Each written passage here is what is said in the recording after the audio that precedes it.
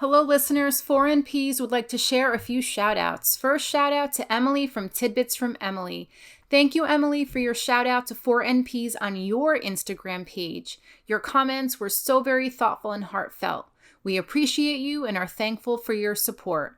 Shout-out to Molly, who's an NP student and fellow listener. Molly, you're gonna do great, and thank you for listening. We also have some exciting news. We will be recording our very first live episode on March 20th with Lauren from NPs of Insta. Please be sure to stay tuned.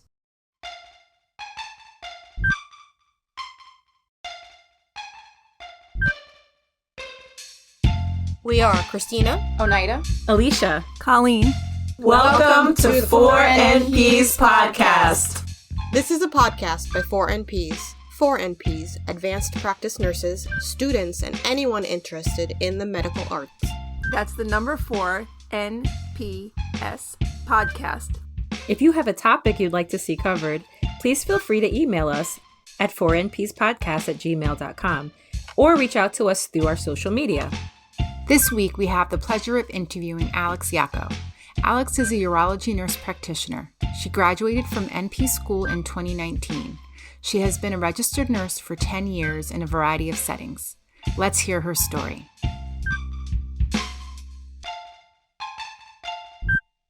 All right, we're back for another week, and today we have the pleasure of having Alex Yacco join us. She is a nurse practitioner.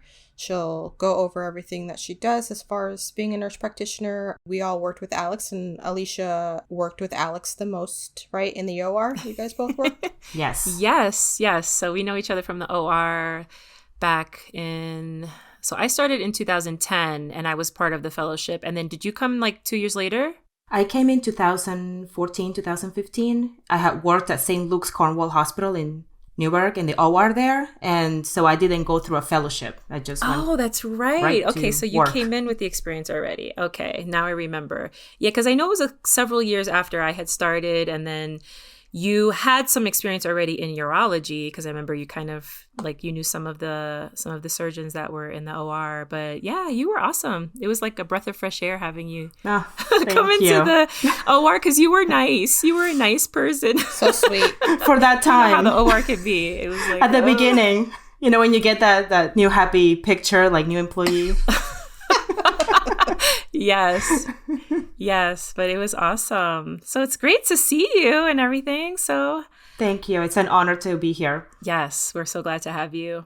We all went to the same school for our masters. And then did you go to the same school for your bachelor's, Alex? Yes, I did. You did? Mm-hmm. Okay, that's great. And what do you do now as a nurse practitioner? I work in urology. I'm a urology nurse practitioner. So. And how do you like that? I like it. When I first got the job offered, I thought I was limiting myself. I'm like, oh, should I go to primary care? But then once I got into it and saw how complex and how much I had to learn, like it's not just a specialty. There's so much to that even today I'm still learning. So it's definitely keeping me busy. So I like it. I like it a lot. When you were in the OR, did you work mostly in the, I don't know if it's like a urology department or just with urology procedures or? A little bit. When I was in the OR, my specialty was like general surgery, robotics, bariatrics, so like weight loss surgery, stuff like that. But urology was sprinkled here and there, but no. All right. And so how did you go about, did you also, when you were interviewing to be a nurse practitioner, did you interview in different specialties or just in internal medicine? And how did you choose urology eventually? So I have to say, I think when people ask me why P, why urology, I'm like, well, I said, well, I think urology found me. I didn't find urology. Working with such great doctors in the OR, like urologists, and they knew I was going for my master's. So when I was finishing, they're like, hey, we're definitely looking for somebody. If you want to apply and interview, we'd love to have you. So it kind of just opened the door. But in the meantime, I did apply to like internal medicine jobs and stuff. And I did go and interview in a couple of them. But I kind of knew working in the OR what I didn't want. And like call was a big one. I did not want to take call. And a lot of internal medicine jobs, they wanted me to take call and they wanted me to work weekends. And, I had a young infant at the time, and that's just something that I didn't want to do. So, this working in urology is perfect because I don't have to take call. I don't have to do weekends. It's Monday through Friday. I get to take my daughter to school and pick her up. It's nice. That's great. That's like the ideal situation. Perfect. And are there any procedures that you do? I was learning to do cystoscopies in the office. I have I work with a doctor that really pushes me to be the best at what I can do. And he's always asking like, okay, I want you to learn this. I want you to learn that. And he's always challenging me. And I think that's important to see in a quality of working with a physician because he's always wanting me to learn. So I have done cystoscopies, stent removals with cystoscopies in the office. He wants me to learn to do like Botox installations in the bladder, things like that I can do in the office. So still a work in progress. I'm learning. So yeah, when I heard that you went into urology, it was so funny because I'm like, yes, because I totally like saw you there. Like you and I think you were in urology quite a bit because at some point, I know I was in urology a lot. I started in GYN a lot and then I was in urology. But I actually also had kind of an affinity to the urologists because they were just so pleasant and so nice to work with. And I actually always thought in the back of my mind, if I was ever to work with a group of, physicians, surgeons, in a like procedure aspect, like they're so pro nursing. They're very, supportive. Yeah. And I'm so glad to hear that they're showing you like they're trying to pour into you and bring you up, you know what I mean? And kind of like mentor you and, get you to where you need to be because they see that potential in you. But yeah, I kind of, when I heard that you went into urology, I kind of thought that it was kind of fitting. And I'm like, that's awesome. That is so good. And yeah, I was hoping to hear that you were doing procedures because I don't know why you had went to the OR, but like when I originally went to the OR as an OR nurse, I thought I would be doing like more hands-on, more procedures. And I liked the scrubbing aspect of it. And then, when you're an RN in the OR, it kind of is like a rude awakening because they're like, no, we really need you to be a circulating nurse because only RNs can circulate and they can hire scrub techs to do the scrubbing. But I always thought that was the fun of actually being in the OR, actually being hands-on doing the procedures. So that's kind of cool. Like I still kind of think of that for myself as far as an idea for the future because I think I would feel comfortable going back into that area. But so do you see all ages right now, or do you see just adults or male, female, or just like a whole spectrum? Well, I go with what they see, what my physicians see. So at one point they were seeing pediatric patients, but they kind of stay away from that now. So the youngest we'll see is like maybe 16, 17, even 15-year-olds we'll see, but nothing younger than that. And me being family, we can see pretty much anything, But the doctors are great. And I think that's something that as a new nurse practitioner, we don't think about. We're also so like focused on like, okay, the money and getting a job and getting a license and stuff. And it's so important to really get a sense of which doctor you're going to work with. Like, is this doctor going to enhance my practice? Is he going to want me to evolve and just grow? Because there's doctors that don't want that, and I think working with the physicians that I work with, they want me to grow and learn, and the more I can do, the better for them. And they're very pro like advanced practice nursing and stuff like that, which I think it's great. Absolutely. Yeah, that's so important. That just makes you feel more confident and makes you want to stay. Exactly. And they back you up, even if let's just say somebody, we all make mistakes, we're human, and something happens, they're like, no, I back Alex up 100%. And I think that's just so important too. And you grow and learn with them, which is nice. Yeah. And that makes you feel valued. Yeah. Right. And you're building that trust. That's great. Yes. Big time. 100%. So I just wanted to, delve a little deeper too, on, urology. And the two questions I have are there any different certifications that you can obtain? And also, but is there anybody else that you would then, like surgeons that you would have to refer your patients to at any point in time when you're seeing them, and there's a situation that develops where you can't handle, or it doesn't, that's your so scope of practice. Thank you. Sorry. No, absolutely. And I think having the surgical background helps a lot, because then it's very easy for me to determine like who needs a shockwave or who needs a ureteroscopy and who needs this and who needs that.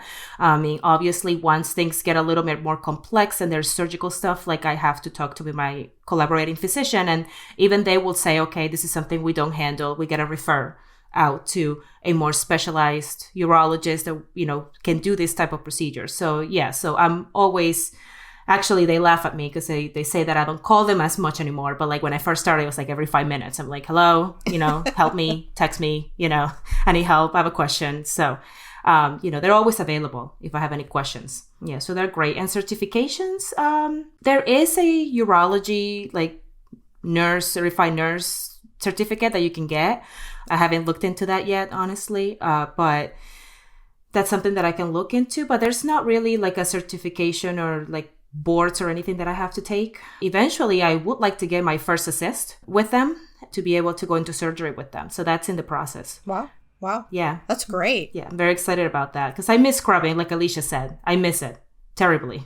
Yeah, that must make your practice seem more seamless, because you're able to not only refer out to the surgeons, but you're also able to kind of explain the procedures because you've been in the room when the procedures are happening. And that, I think that probably makes the patients feel more at ease, that you know what you're referring them out to and that you know what, the procedures are about.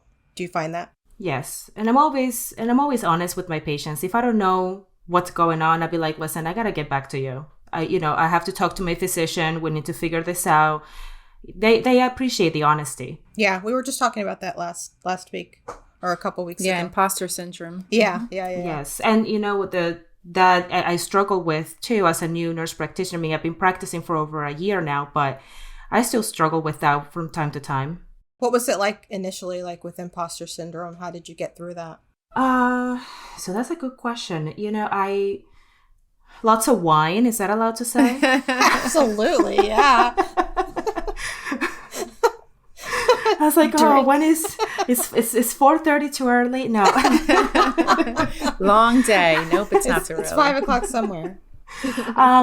So it's I say that to a lot of people is when I first graduated, I had to really break through that barrier of really changing my role from an RN to a provider. I had a very hard time with that because I thought I was like, okay, I'm just another nurse, but I'm like, no, you're not a nurse, you're a provider now, so you have to kind of act like it and also expect the respect too as a provider. And I think I struggled with that a lot when I first started. And the practice that I went into in urology, they didn't really have a nurse practitioner before. All they had were physician assistants. And there's a big difference between the two. So there was a learning curve for them as well. And it was a learning curve for me too. Just having to differentiate like, okay, I'm no longer an RN, I'm a provider now. And that was a big of a struggle. So it was a lot of deep breaths and communication and just really building your own confidence. That's the big one, and having somebody to talk to, because that was a big thing. You were dealing, you had a new baby too, and it was like you're just being spread so thin, and it can be so hard, right, to just be confident in the decision that you've made and follow through with it and say, you know what, I do know this and I can make these decisions. That's my job, right? But it's like putting those two together, like, okay, yes, I know this.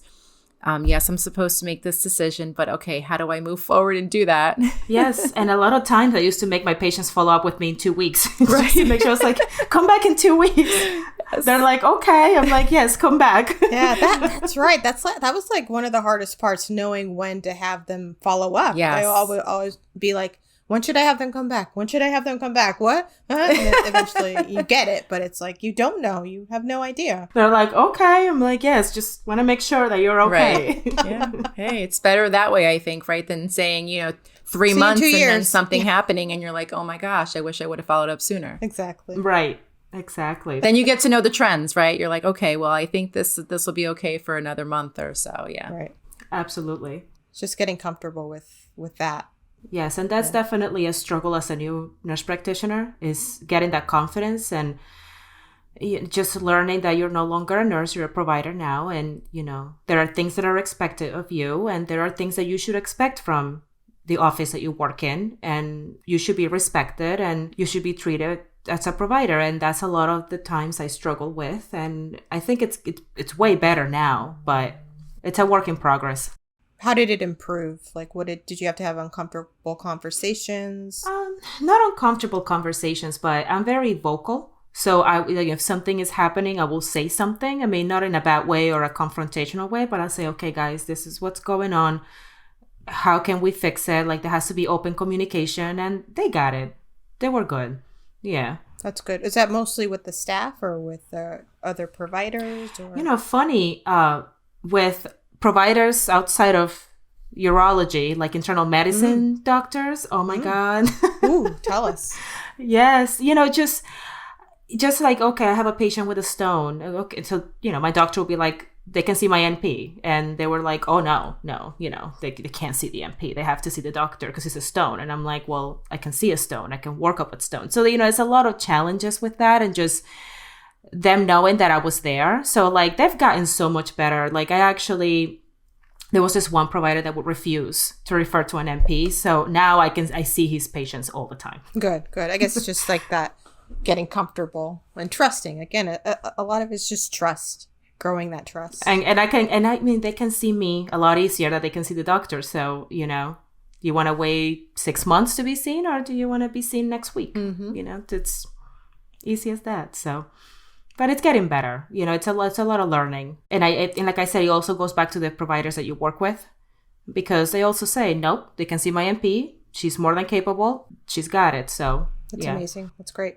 Yes, it's actually funny because, I'm a #1 fan of yours. I listen to your podcast every week. Thank you. Yeah. Oh, well, thank you. Thank you so much. So I was listening to you guys talk about like administration time, like having downtime to actually call and like do all of that stuff. And I was thinking about that, and I'm like, well, when I first got the credentialing process and all of that, like not in my contract did not say anything about that. So, that's one thing. And then when I first started, my doctor actually said, you need administration time. And I'm like, do I really? Like, I don't know. I think I got this. And he was like, no. You need administration time. So he actually went to my boss and said, she needs administration time. You need to give it to her. She's my NP. And, so they actually blocked dedicated administration time for me. And, and now that I look forward to my administration time, I was like, I can actually catch up. And, thanks to him, I would have never known that. I would have been like, oh, that's awesome. Okay. Wow. Yeah. He's great. I have to tell, if that man ever retires, I don't know what I'll do. Is this Dr. N? Dr. B, actually. Dr. B. Oh, yeah. Nice. Yeah. And Dr. N is amazing too. But, Dr. B was like, no, she needs her administration time. It's like, give it to her. That's great. They did. That's so crazy. Like, you would think that, again, like, you should be set up for success. Like, you should be set up to have the time that you need and just to be able to grow into your role. And it's just like, I feel like it's such an uphill battle, because these are things that you have to fight for that you don't even know that you need to fight for. And it takes time to like learn. And then it just doesn't make sense. But I think what's frustrating too is that we're providers, we're responsible. I mean, don't get me wrong. I know that especially in specialties like urology or gastroenterology, the doctors do procedures, right? But the NPs are still have a major responsibility, and admin time should be the same as it is like, with physicians, like especially in primary care, like we're doing the exact same thing, yet they don't think to give you just as much time or even close to it. Why? And you would think like initially you need more time, actually. Yes. Like say it should be like you start with this much time, and then as you get more comfortable, we're going to take some away, but like start here so that you have the time, so that you're not stressed out, so that you don't question why you've done what you've done and then want to leave. Like that's just... Yeah. No, and I think that, I mean, that's a big thing. It's just setting up somebody for success. Just to know that you have somebody that you can rely on. That's the big thing, really. I mean, now Dr. B is taking time off and going away and doing all these things. So, I mean... You've changed his life. He's like, I'm just going to go to Italy. I was like, oh, good for you. Awesome. It's like, okay. Wow. You know, I guess, you know, he's like, oh, you got this. You're fine. You don't need me. I'm like, okay. It's like, now that's I see great. Your ulterior motive for this. Yeah, that's right. That's so funny. Yeah. But you know what I think, guys? I think that too, like we talked a little bit last weekend about how important it is for the colleges, the programs need to really understand what areas they need to focus in and hone in on. You know, we're NPs, we're providers, right? But I feel like they're not preparing us enough for that role. There's so much lacking. And it's unfortunate because a lot of NPs, I think that's where the problem lies, where they're not fully prepared. You know, you think about these medical doctors, and I've got 2 young providers that started, you know, when I say young, meaning this is their first job after residency. But their residency included so many areas that prepared them to understand, okay, this is the medication. Okay, this is, you know, the protocol I'm going to use. You know, they just understand it better because they were prepared. And I'm not saying that we have 4 years of medical school and residency. We don't. But the time that we have should be very honed and focused in on those areas. Instead, we're spending so much time on stuff that is not relevant. Like we talked about the 3 courses of research that really have no business in the NP program.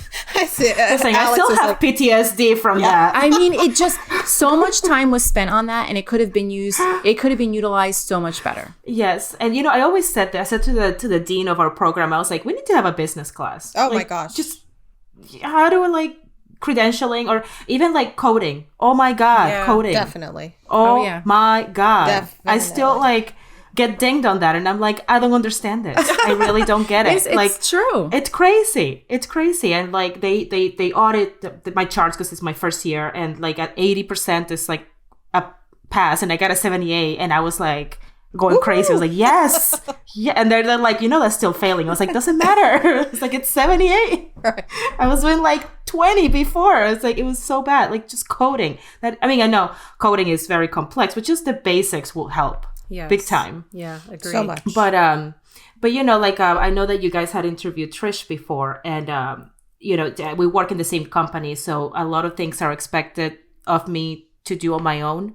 You know, like follow up the phone calls and you know, mailing my own letters and stuff like that. And sometimes it's very frustrating because sometimes you don't have time, and you have to stay late because you have to return people's phone calls, and it's very frustrating. But you know, it comes with the territory. So I think it's important too when you're getting a new job, you know, getting a job as an MP, is just to know like how the office goes. Like, are you going to get help? Are you going to be compensated for this? You know, that's a big thing. It's huge. Big it's thing. huge. It's yeah. What's your support staff like?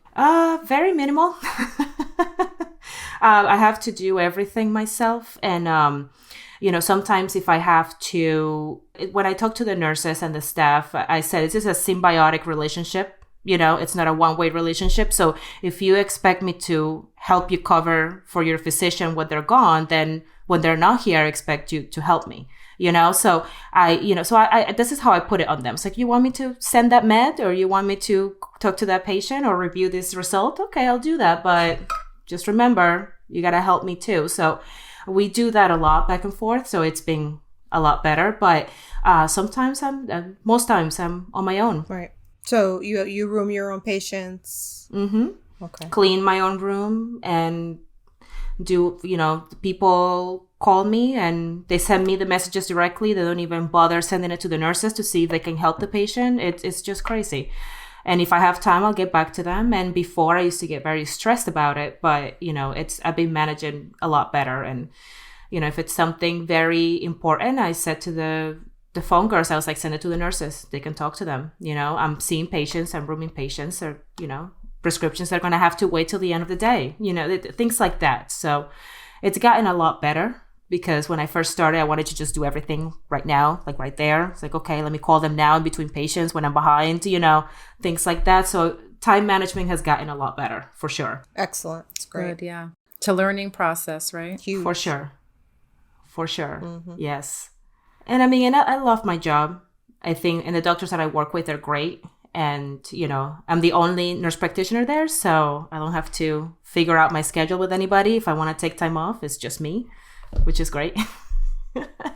But, I'm the first nurse practitioner there. They all had PAs before. So just knowing the difference between what I do and what they did, and the difference between the two, like they still call me a PA to patients sometimes. I'm like, I get that PA. too. Yeah. Yeah. Like they don't know the difference. They do. I think they literally don't Listen, know the no difference between an excuses. NP and a PA. But I don't know. That's another obstacle. Yeah, but it's a learning, curve for them. Urology in general, I noticed that working with them in the OR, they were the most self-sufficient group of specialists. Like, meaning they took it upon themselves to do on their own what they could do. And I guess maybe that has to do with their office environment. Maybe they're used to working with limited staff, or they're just like, hey, I'm going to set up my room. I'm going to call my own patient. I'm going to do this. And like, that's what they were doing, which maybe explains like why they were, because we loved them in the OR because we felt like, oh, finally, yes, you can lift a finger. You can do something to help us, because they seemed like the only ones where the other surgeons would actually sit in the room with their arms folded and like watch us do things and wouldn't kind of try to expedite or try to like help support us at all. But it was like, okay, we have 5 more minutes. We've got to get this patient in, but yet they did nothing to lift like a pinky. So I'm wondering if that's just the culture of like urology in general. They are a little bit more self-sufficient, but then that does come back to in the office environment, they are pretty much setting up and doing a lot of things on their own, like not just you as a nurse practitioner, but even the physicians? Or do you find like it's even different, more challenging for you? Oh no, they get all the help in the office. You'd be so surprised. No, I think in the OR, they, I think also it was the people that worked with them, like they wouldn't let them sit, God forbid you sat down. It's like, no, you gotta get up and help. So no, in the office, they get the full support. I mean, they have so many staff working with them, so they get plenty of help. Yeah.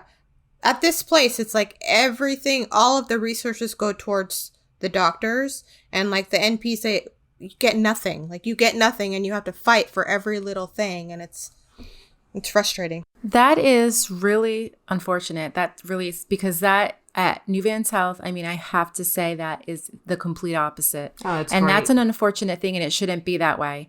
You're, again, providing a specialty service. You're a provider. Mm-hmm. That's your description. Mm-hmm. And there should be no reason, and that comes from the top, mm-hmm. because if that mentality and that shift occurs, that will change. And that's what needs to happen, because it shouldn't be that way at all. Yes. Well, the way that I see it is I try to always, glass half full instead of half empty. So what I say to them is like, all right, you expect me to do everything myself. I'm only seeing, 9-10 patients a day, and that's all I can handle. And that's it. So, I don't get the help, but I also don't see 20 patients a day. So that's good. It's if they're okay with that, then I'm okay with that, You have to have a trade-off for your own sanity. Yeah, exactly. Yeah. I wonder if that's because as nurses, we are kind of hustlers when we're nurses, RNs and NPs. I mean, that's part of our training and part of our culture. And so they probably find that the expectation is, you may be in this new role as a nurse practitioner, but we know that when people with this nursing background come here, they kind of do everything. They do all. They're used to being very self-sufficient. They're used to getting that job done. They're used to making sure everything is where it's supposed to be, because that is part of our training. And so maybe that's the expectation. But like Oneida said, that needs to come from the top down, and that's not okay anymore because now we're a provider. Now we're in a different role on a lot of different levels, not just, we're no longer just a nurse, not just a nurse. That sounds totally wrong. Please forgive me for saying that. But you know what I'm saying? We're no longer in that nurse role. We're a provider. We are affecting the bottom line of this organization. That's a big deal. I was going to say I totally agree with you, but I think that has to come from us for that culture shift to happen. Like it has to come, like we have to express what's acceptable. And if we're accepting it, it's just going to continue to do that same thing. So like hearing you, Alex, it does sound like you're advocating for yourself and you're saying things that need to be said. And that's very hard to do sometimes because it does feel confrontational. And I am not a very confrontational person. So it's a difficult position to be in sometimes because you're like, is it okay? Like, but I'm going to say this. But you have to get that gusto. You have to get something, that backbone, that whatever it is to be like, okay, if it's going to lead you and bring you down this road where you're just so overwhelmed and you're taking on all these things, that can just lead to a lot of dissatisfaction with your job, and you want to feel respected and you want to feel, like you're a part of an organization and that you're an equal participant in what you're doing because, that's just the way it should be. But I think it comes from us speaking up and feeling more comfortable saying, it's okay for me to say this and I'm going to say this, whether it makes you feel uncomfortable or not, whatever, but there's a way to say things to kind of help with that change. And I'm glad to hear it seems like you're doing that in your office.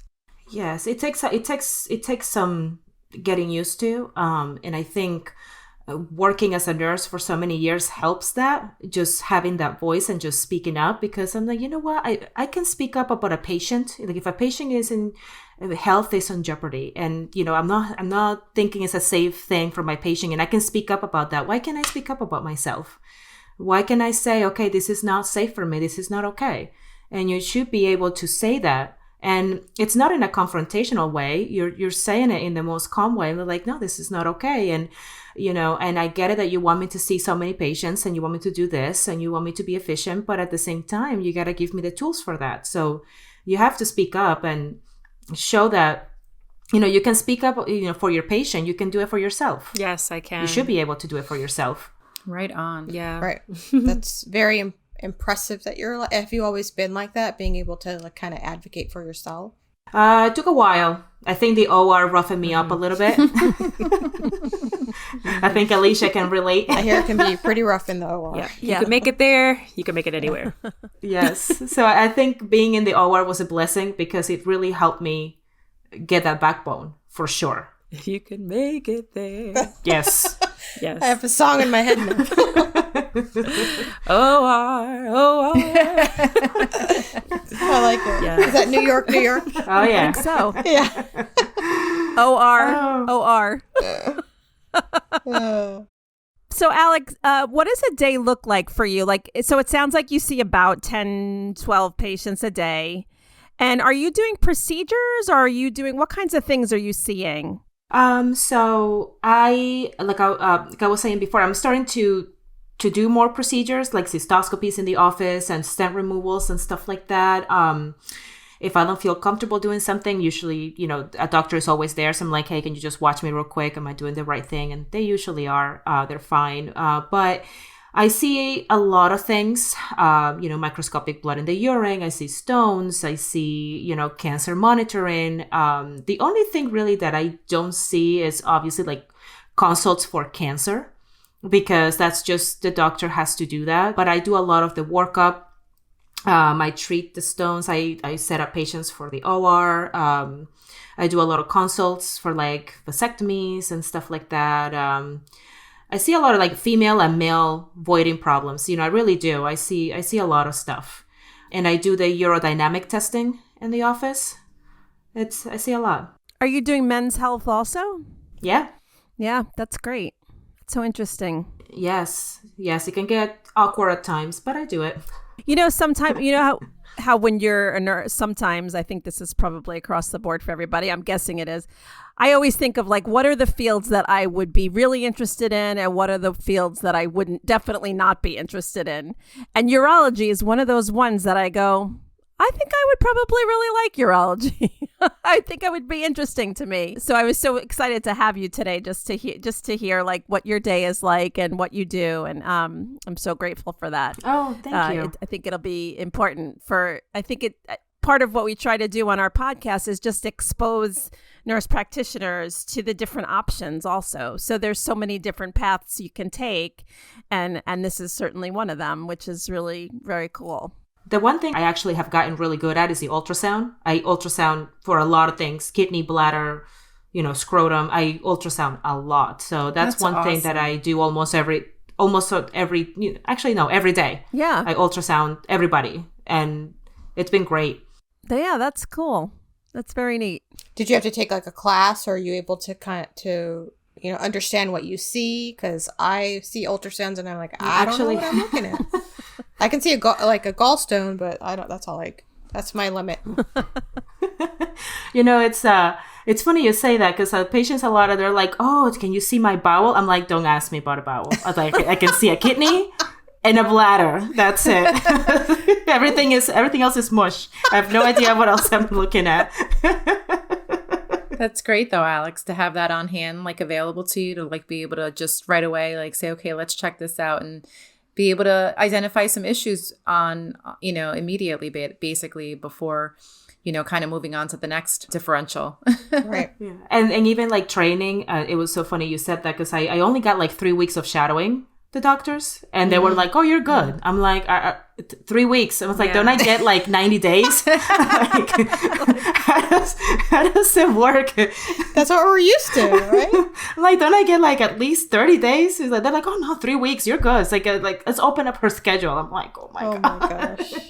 Oh my gosh. But I did it. I winged it. I was like, all right, let's do it. It's now or never.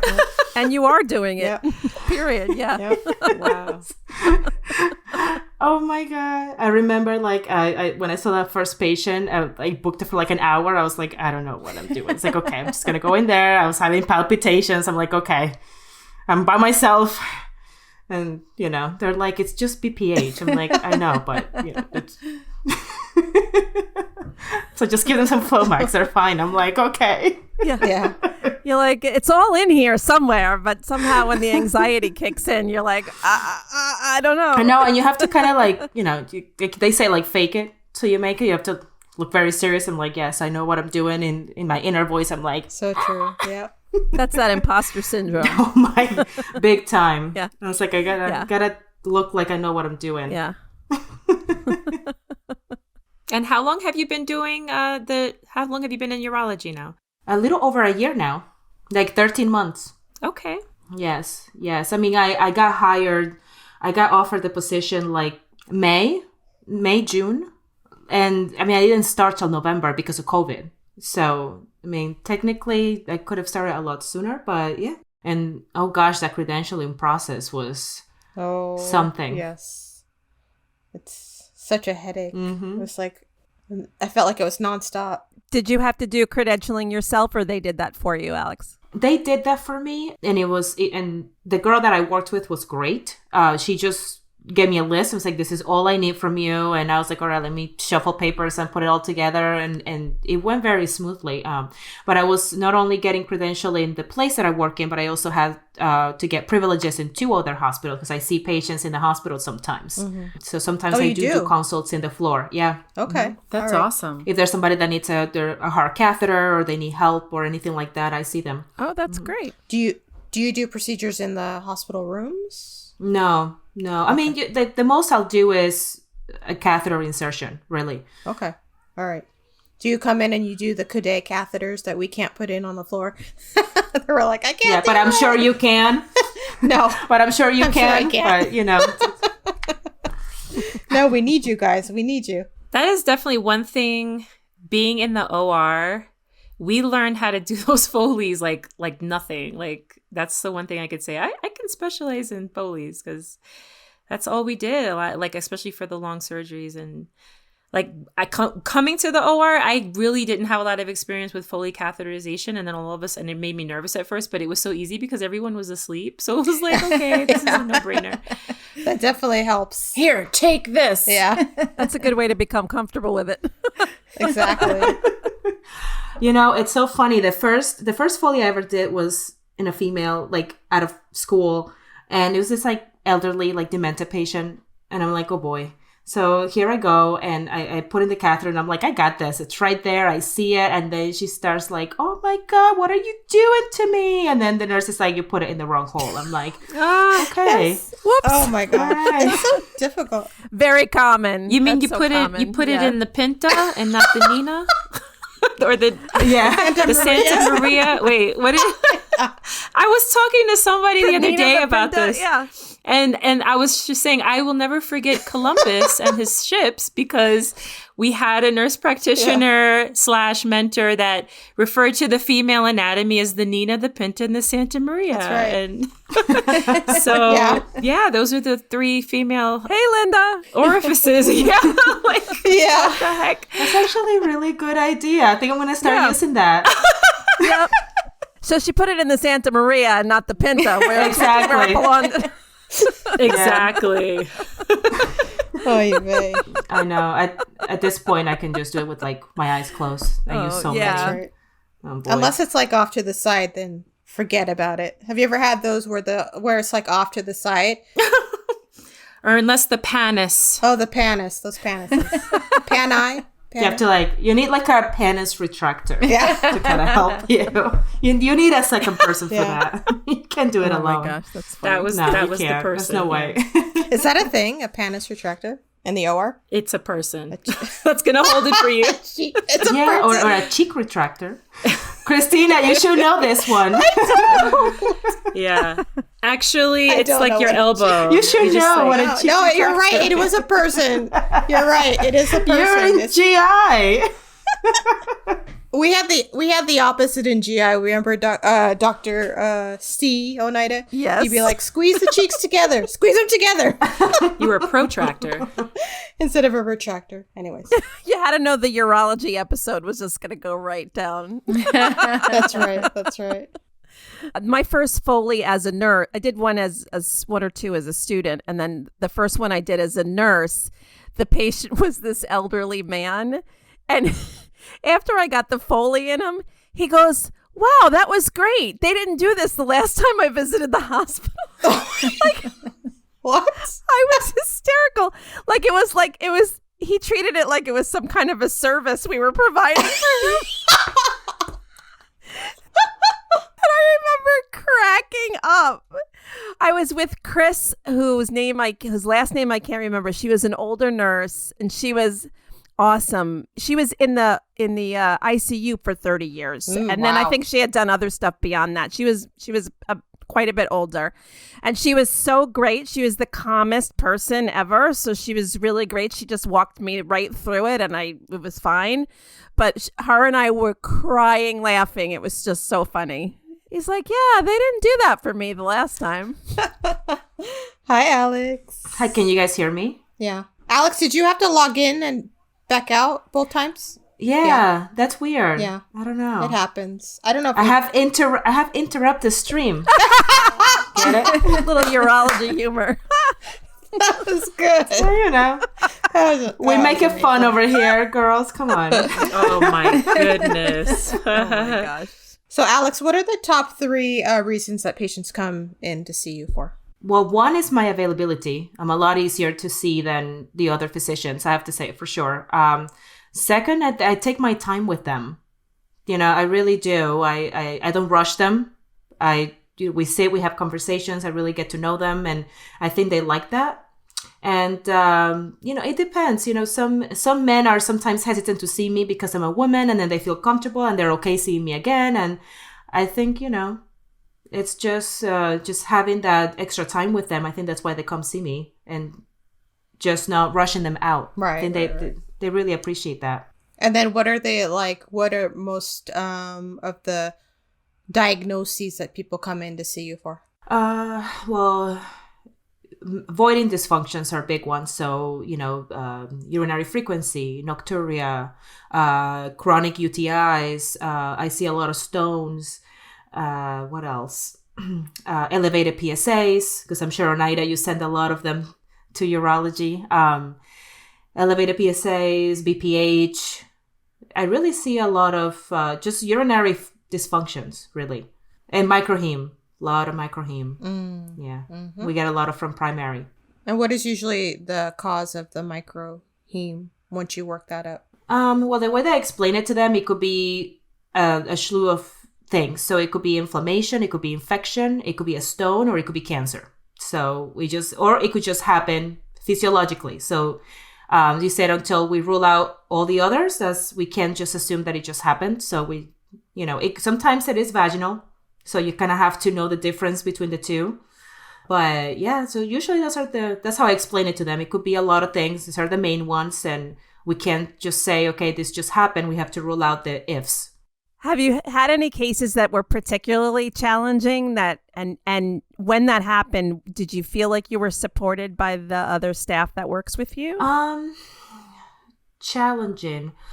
Well, it's, I had this one patient, he's got this chronic indwelling catheter that I was changing every month, and he had like radiation, and so like his tissue was already friable, so he kept getting like visible blood in the urine all the time. So he was being difficult because he was blaming me for the blood in the urine, and he's like, oh, it's your fault because you did it wrong, stuff like that. And so I was like, listen, you're more than welcome to see the physician to do the catheter change. And then and the doctors are like, no, she's not doing anything wrong, it's happening because you had radiation, and that's why it's happening, and it's not Alex's fault.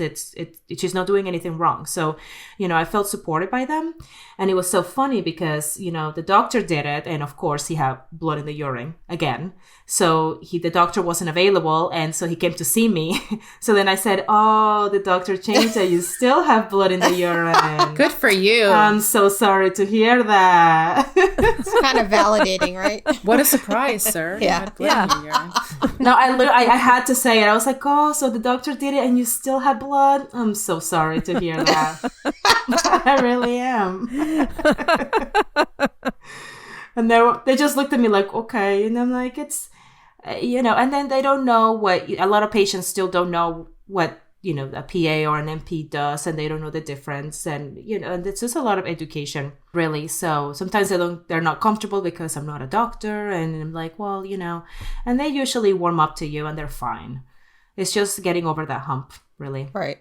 And I think that once they realize that, NPs are, we have the education, and oftentimes we have more time to be able to sit down with them and educate them and just have more time with them. So I think that's what sometimes wins them over, just the time that we're able to spend with them. So we have about 15 minutes left. What made you decide to be a nurse practitioner? What made me decide to be an NP? So I knew I wanted to get my master's. And I didn't want to give up patient care. Like I didn't really want to do, because, they have like the master's in nursing, and they have like education and informatics and leadership was not something I wanted to do. I was not going to be a manager. That was out the question. But, I still wanted to do patient care, and then still have the opportunity to go into like education or leadership or something. And I feel like a nurse practitioner is kind of like really, you can do anything really with this. So that's why I did it. And family, I just want to have that option to treat children if I need to. Just kind of, it makes you more marketable, I feel like, just to have that background. Mm-hmm. Absolutely. Did you work as an RN in urology, or did you have any experience in that before you became an NP? A little bit. Actually, funny you say that. When I was a nurse, I was one of those nurses that I didn't know what I wanted to do when I grew up. I was just kind of, I worked in home care, and then I did like a hot minute in the floor, and I was like, med surg is not for me. And I was like, I'm gone. And so I ended up working for this group as a nurse, and they labeled me as a surgical RN. So what I would do is I would just float between different departments and do procedures. So that's how kind of like the OR started happening. So then I ended up in urology, and I would do procedures in urology, like vasectomies and prostate biopsies and like simple procedures like that. So I kind of got my feet wet a little bit in urology, but Just a little bit, not much. Yeah. So you've been doing it for a while. That's great. Yeah, that's great. That is great. It's awesome.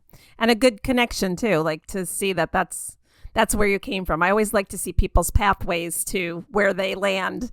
How did they get there? What, and things that don't seem like they would be related sometimes are. And that's you're certainly a case of that. So your OR experience kind of led you here. And that's great. So interesting. Yeah, I have to say, I mean, it's hard to be in a field so big like nursing, because you can go so many ways, and it's a blessing, but at the same time can be very overwhelming. Because then sometimes I would feel like, okay, am I missing something? Like, should I be working somewhere else? Like, should I be in the ER or the ICU? Like, oh my God. And it's overwhelming. Mm-hmm. It really is. Good point. Just trust your gut and just go with the flow. No pun intended.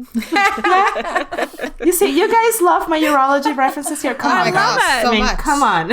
It's hysterical. Do you have any mentors? So my big mentor, actually, Trish mentioned her before, Diane. Okay. She was an internal medicine nurse practitioner. She was an adult gerontology nurse practitioner at internal medicine, and she was wonderful. I mean, I still keep in touch with her to this day, and she was a big influence, and she's great. And I hope one day that we get to like work together someday and just cross paths again. But she was an excellent mentor. She was great. Would you ever think about going into internal medicine? Remember how I just said, like, you feel like you're missing something out. You're like, oh my God. So then I battle with that a lot. I said, oh my God, should I be in internal medicine and really learning all of this stuff? And so I do think about that a lot. And I go back and forth a lot. Any input, Oneida?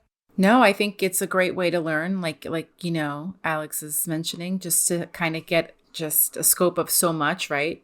But, at the same time, I think it's important to know, too, that it can be demanding, right? So being aware that you might want to go in, but always negotiate to like a lesser, because, they didn't tell me that 37 hours was full time. They told me 40 was, but, all the other providers do 37 hours. So just being aware of what that group, what the requirements are and what's the impact it's going to have on your personal life, and just kind of addressing that before you, commit. Yes. And I remember when I was looking and I interviewed for this internal medicine place, and they were like, well, you got to take call. And I'm like, okay, well, how often is call? And they were like, well, once or twice a week. And I'm like, okay, does that include weekends? Like what is going on? So then they were like, oh, you're going to have to work Saturdays. And I was like, well, if I'm a salary person and I'm working Saturdays, are you giving me a day off during the week? Because, I'm not doing overtime. They're like, oh, no, we're not giving you a day off. And I'm like, well, no, thank you. Yeah, this isn't going to work for me. I was like, I don't think I'm doing this.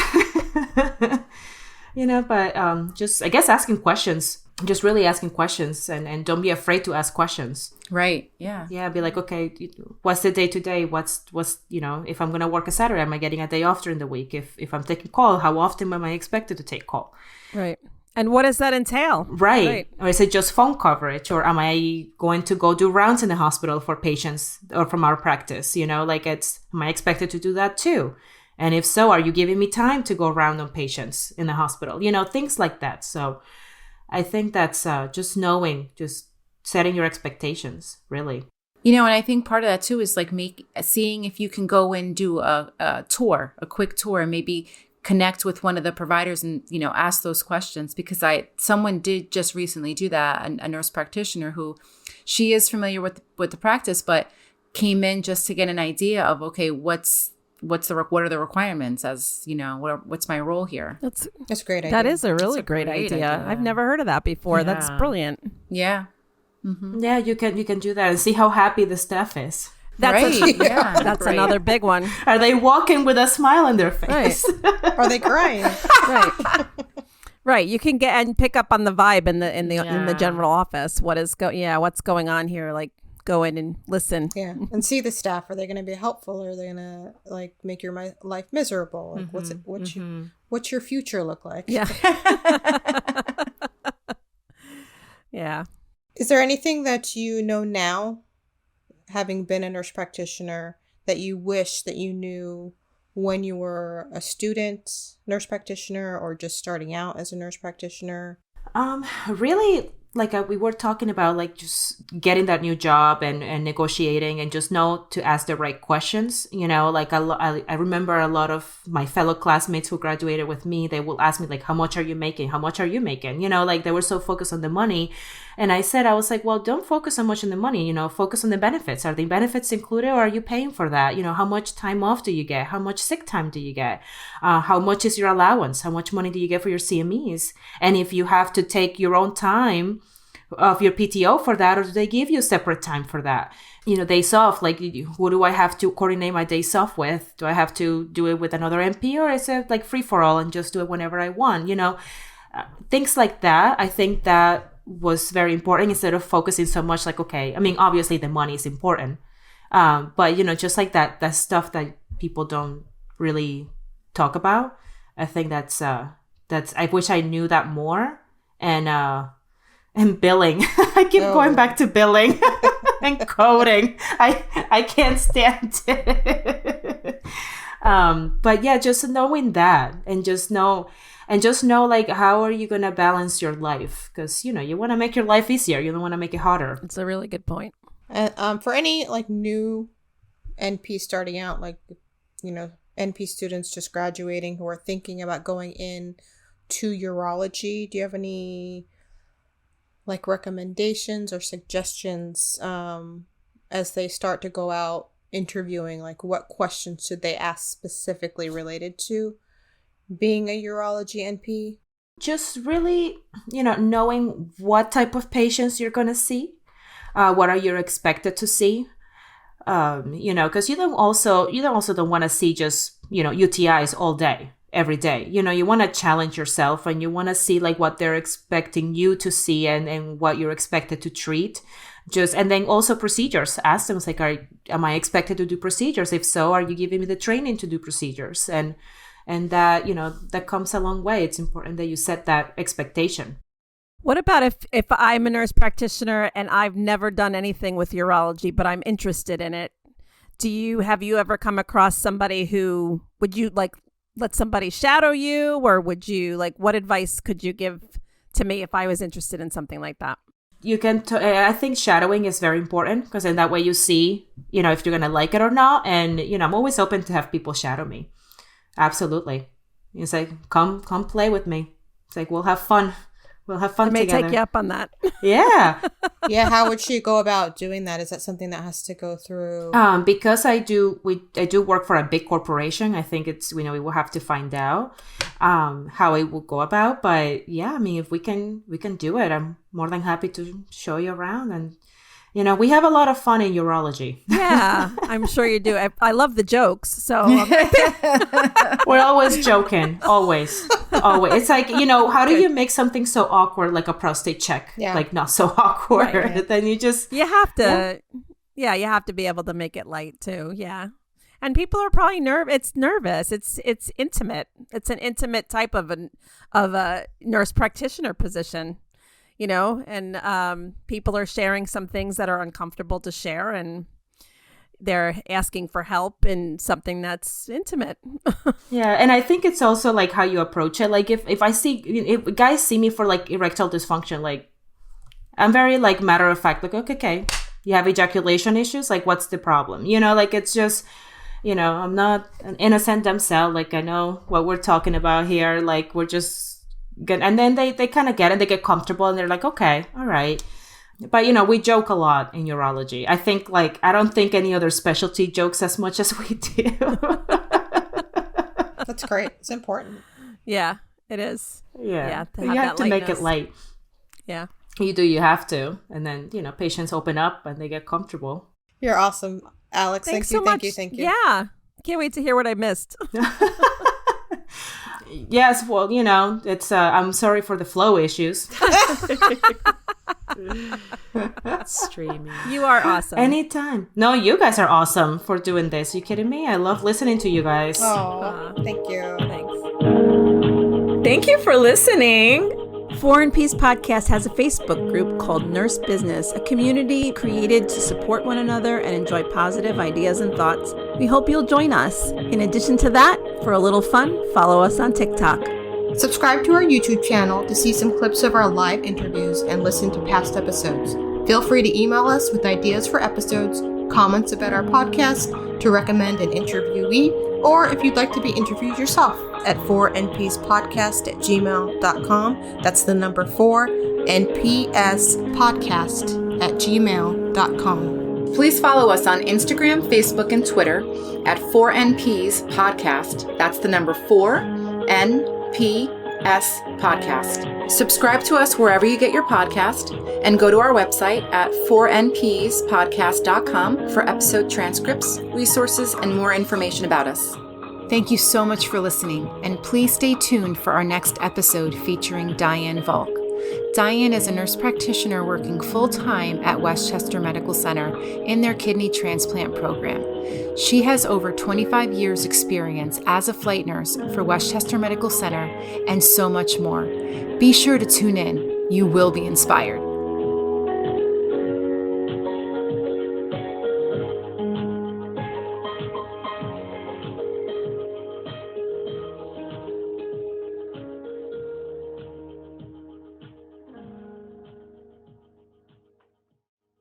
The information in this podcast is for educational purposes only and should not be used in substitute for professional care by a medical provider. The information in this podcast does not represent medical or other professional advice or services. The thoughts and opinions presented on the 4NPs podcast are of the hosts and guests and do not represent those of their employers.